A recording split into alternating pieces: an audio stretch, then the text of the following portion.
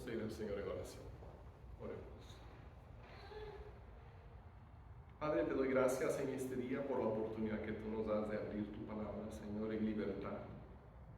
Y te pido, Señor, que tú nos ayudes, que el poder de tu Espíritu Santo se mueva entre nosotros, que tú nos des entendimiento y sabiduría, y que podamos salir de aquí, Señor, llevándonos algo nuevo y fresco de tu palabra para vivir en esta semana. Y te lo pedimos en el nombre de Cristo Jesús. Amén. En la nutrición hay una expresión que dice: lo que comes, eres. Y a lo que se refiere, por supuesto, es el hecho de que si te alimentas solamente de chucherías, ¿verdad? Si tu dieta consiste solo en papitas y soda, pues no vas a consumir las vitaminas y las sustancias que tu cuerpo necesita para estar bien. Vas a estar en mala salud. Lo que comes, eres.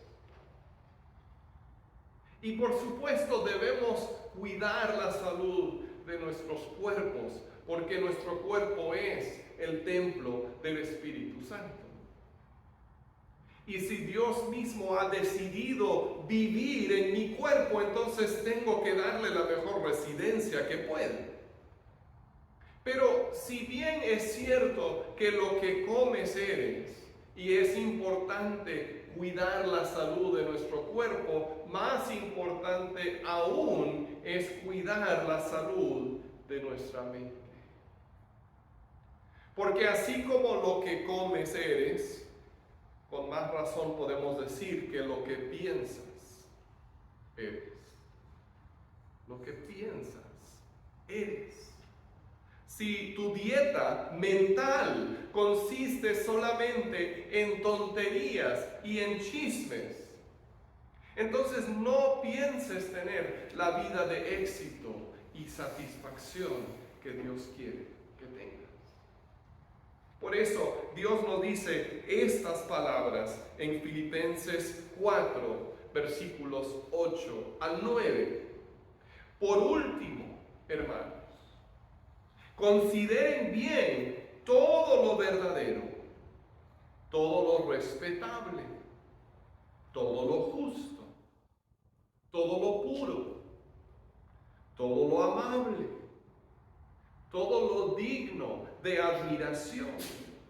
En fin, todo lo que sea excelente o merezca elogio. Pongan en práctica lo que de mí han aprendido, recibido y oído, y lo que han visto en mí. Y el Dios de paz estará con ustedes.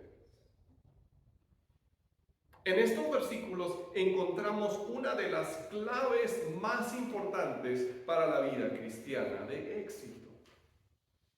Se trata de lo que pensamos y lo que practicamos.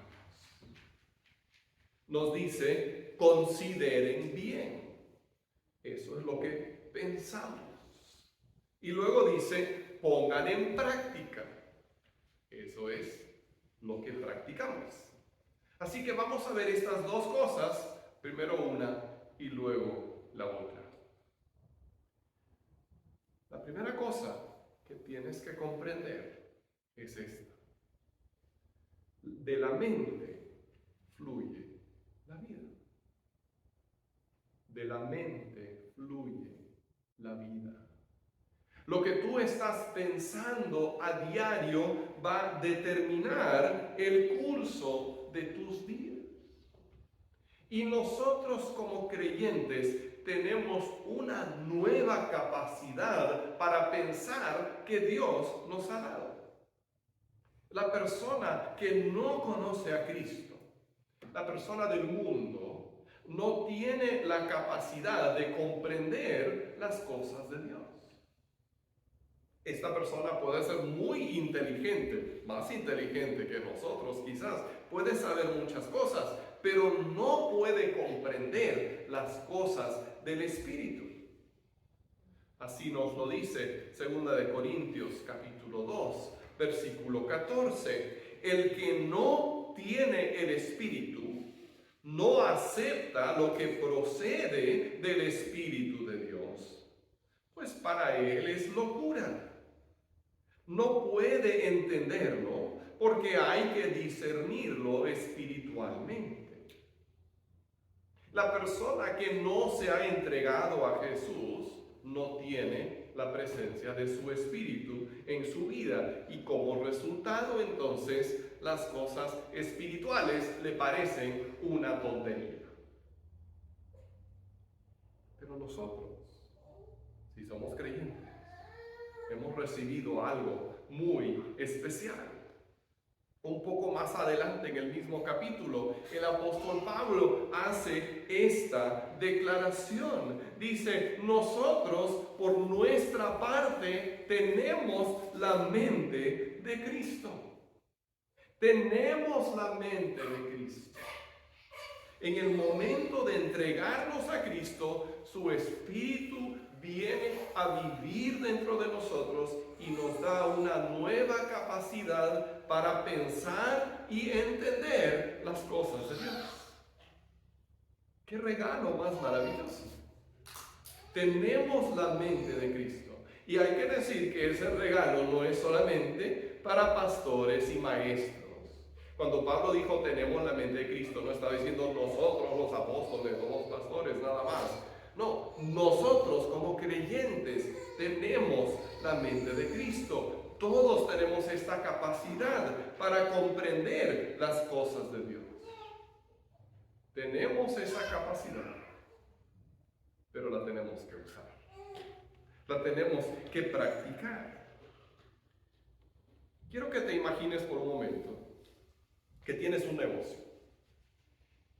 Y llega el momento en que tienes que hacer todas las cuentas de tu negocio. Tienes que calcular tus gastos, tus ingresos, tus ganancias para pagar tus impuestos y bueno, muchos cálculos que tienes que hacer. Y felizmente alguien te regaló una calculadora eléctrica moderna, con memoria, con muchas funciones. Con eso vas a poder hacer todos los cálculos, suma, resta, multiplicación, división, todo lo que tengas que hacer. Pero no quieres usar tu calculadora. Dices, voy a hacer todo esto a la antigua, con un lápiz y un papel, y voy a sumar, y voy a restar, y voy a multiplicar. ¿Sabes cómo vas a terminar?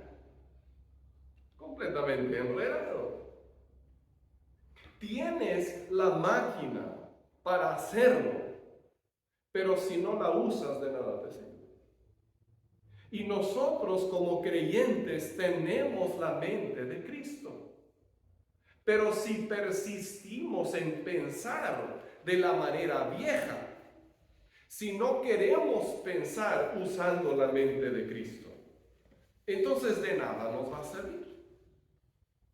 Tenemos que aprender a pensar de esta nueva manera que Dios nos ha dado por medio de su Espíritu Santo. Y es por eso que Romanos 12:2 nos dice: no se amolden al mundo actual, sino sean transformados mediante la renovación de su mente. Así podrán comprobar cuál es la voluntad de Dios, buena, agradable y perfecta. El mismo apóstol Pablo, que dijo que tenemos la mente de Cristo, también escribió estas palabras diciéndonos que tenemos que ser renovados tenemos que ser transformados, en la renovación de nuestra mente. Él está escribiendo a creyentes, personas que ya tienen la mente de Cristo, pero dice todavía hay trabajo que hay que hacer. Nuestras mentes tienen que ser renovadas. Tenemos que decidirnos a pensar con la mente de Cristo y aprender a ver las cosas como Él las ve. Ahora, ¿cómo hacemos eso? Recuerdo cuando era pequeño que a veces la maestra nos decía, ahora pónganse sus gorros de pensar, ¿no? Y cuando era muy pequeño y no entendía eso de las comparaciones, decía, pero ¿dónde consigo ese gorro? Mis padres no me lo han dado. Pero luego entendí que es algo metafórico. Bueno, de la misma manera no es que tengo que quitar mi cerebro de la cabeza y meter otro cerebro que es la mente de Cristo, sino que la mente de Cristo es una forma de pensar que hemos recibido, pero tenemos que aprender a utilizar. Y una de las maneras de hacer eso es identificar las mentiras que nos están deteniendo para sustituirlas con la verdad de Dios. Y sinceramente podríamos estar aquí el resto del día fácilmente solo identificando mentiras para sustituirlas con la verdad. Pero les voy a dar nada más un ejemplo. Cuando algo va mal en nuestra vida, ¿verdad? Estamos enfermos o tenemos un problema con uno de nuestros hijos o X cosa, ¿qué es lo que muchas veces pensamos? Muchas veces pensamos, Dios no me ama. Porque si Dios me amara, Él no me estaría permitiendo pasar por este mal rato. Pensamos así. Ahora es verdad. Pensemos un momento. ¿Quién es el Hijo de Dios por excelencia? El Hijo más amado de Dios. El Hijo que cuando se bautizó, su propio Padre habló del cielo para decir, este es mi Hijo amado, estoy muy complacido con él. Todos sabemos quién fue, Jesús. Ahora, ¿Jesús tuvo una vida completamente libre de sufrimientos? No, claro que no. Estoy seguro que Jesús disfrutó mucho de la vida, tuvo amistades, anduvo para acá y para allá, pero nunca podemos decir que no sufrió. Sufrió muchas cosas. Entonces, cuando me doy cuenta de eso, también me doy cuenta de que es una mentira lo que he estado creyendo. Que si Jesús, el Hijo de Dios, sufrió, entonces yo, como hijo de Dios, también puedo sufrir. Y el hecho de que sufra no significa que Dios no me ama, sino probablemente todo lo contrario. Dios me está mostrando su amor al disciplinarme y enseñarme cosas. Ahora, cuando comprendo esa verdad, entonces ahora puedo enfrentar esa prueba confiadamente y decir, Señor, yo sé que me sigues amando.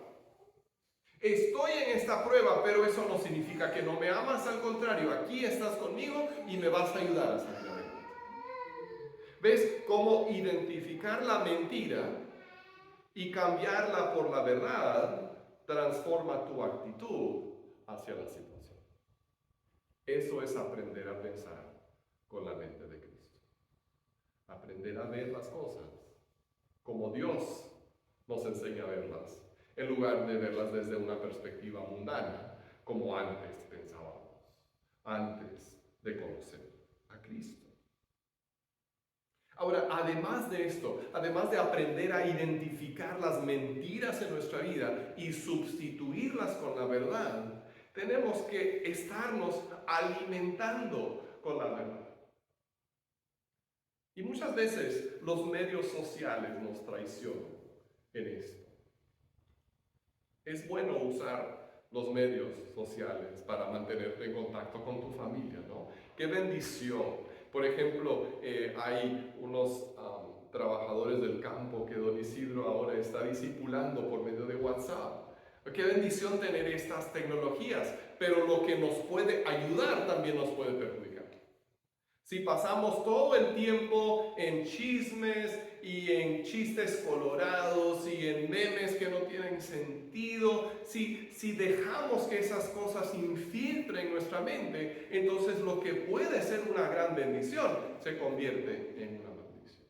Y tenemos que cuidar lo que estamos metiendo y con lo que estamos alimentando nuestra mente. Si estamos llenando nuestra mente con estas cosas, entonces, ¿qué va a salir en nuestra vida? ¿Qué efecto van a tener nuestras conversaciones? Por eso Pablo nos dice que pongamos nuestra atención, que consideremos. ¿Sí? Considerar es pensar, meditar, ver a fondo. Dice, pongan su atención en las cosas verdaderas, respetables, justas, puras, amables, dignas de admiración, excelentes, que merezcan elogio. ¿Piensas en la verdad? ¿O te la pasas ideando maneras de engañar a la gente y aprovecharte de ellos? Si tus pensamientos se proyectaran en una pantalla grande, o si cargaras en el pecho todos los días una pantalla pequeña donde aparece todo lo que estás pensando. Qué bueno que no es así, ¿verdad? Pero ¿te daría gusto que la gente viera lo que estás pensando o te daría vergüenza y estarías así todo el tiempo? Cuando te acuerdas de que Dios ve siempre lo que piensas, ¿te asusta o estás agradecido? En realidad a eso se refiere, pensar en cosas justas, en cosas puras, cosas que merezcan elogio. ¿Qué pensaría yo si la gente viera lo que estoy pensando? ¿Qué reacción tengo al darme cuenta de que Dios ya lo sabe? La verdad es que todos tenemos pensamientos desobedientes y desagradables. Nuestra mente es como un cachorrito que recién ha venido a vivir a la casa. Y ese cachorrito se mete en todo y hace desastres por acá y por allá y se come los zapatos y se sube a los muebles y en fin quiere destruirlo todo. Y si queremos que ese cachorrito se quede a vivir a la casa, tenemos que hacer ¿qué? Entrenarlo. Tenemos que entrenarlo para que cuando quiera hacer sus necesidades, salga afuera. Tenemos que entrenarlo para que no se suba a los muebles si no queremos que lo haga. Tenemos que entrenarlo a no brincar sobre las visitas para que no los espante. Tenemos que entrenarle a hacer todas esas cosas, pero a cambio el cachorrito puede vivir en la casa con la familia. Y lo mismo con nuestra mente. Te lo digo por experiencia, nuestra mente es como un cachorrito que anda por acá y por allá y no se controla y tenemos que disciplinarlo. Tenemos que enseñarlo a ir por buenos caminos y tenemos que darle buenas cosas para pensar. Tenemos que estar viendo y pensando y considerando cosas buenas. Ahora, por supuesto, eso comienza con la palabra de Dios. Pero también pensemos en la música y los programas y todas esas cosas que vemos. ¿Son cosas buenas o son cosas malas? ¿Nos llevan hacia el bien o nos llevan hacia el mal? De la mente fluye la vida. Ahora, eso nos lleva a la segunda parte del pasaje y les prometo que esta parte va a ser más breve, donde dice: pongan en práctica lo que de mí han aprendido, recibido y oído, y lo que han visto en mí. Aquí vemos que los pensamientos se tienen que convertir en práctica. En las universidades a veces se da la situación del estudiante eterno. El estudiante eterno. Esta es la persona que estudia una cosa y luego otra y pasan los años y los años y los años y nunca se gradúa. ¿Por qué? Porque le gusta estudiar, le gusta aprender, pero le asusta poner en práctica lo que aprende y salir a vivir en el mundo. Ese es el estudiante eterno. Y Dios no quiere que nosotros seamos estudiantes eternos de su palabra. Él no quiere que nosotros estemos simplemente aprendiendo, pero jamás poniendo en práctica lo que estamos llegando a conocer de su palabra. Busquemos ejemplos buenos para imitar. Así vamos a poder tener éxito en la vida cristiana. No tienes que saberlo todo para ser un seguidor de Jesucristo. Más bien, pon en práctica lo que ya sabes.